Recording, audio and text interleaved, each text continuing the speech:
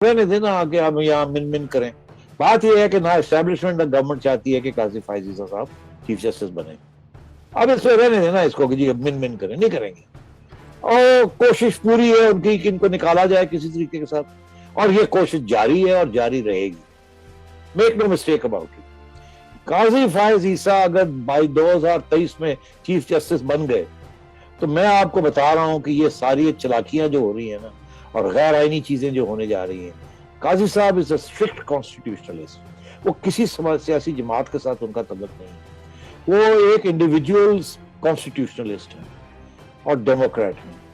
और आपने देख ही लिया कितने उनकी जान है उनके अंदर, और सारा बार जो है उनके साथ खड़ा है, सिविल सोसाइटी उनके साथ खड़ी है, सियासी जमातें except for PTI and establishment उनके साथ खड़ी हैं।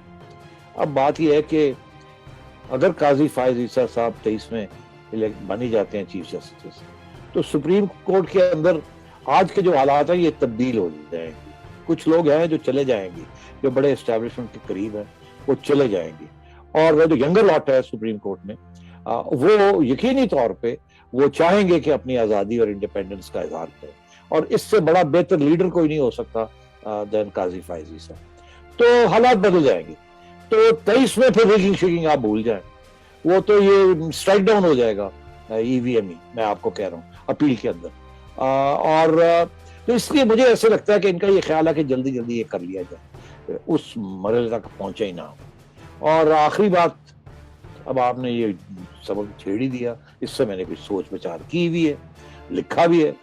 अब देखिए अगले साल एक और बहुत अहम फैसला होना है। जनरल बाजवा ने तो कह दिया कि मैं एक्सटेंशन नहीं मांग रहा। वो तो ये भी कह रहे थे कि मैंने पिछली दफा भी नहीं मांगी थी, मगर मुझे दे दी इन्होंने, मैं ठीक है ले ली।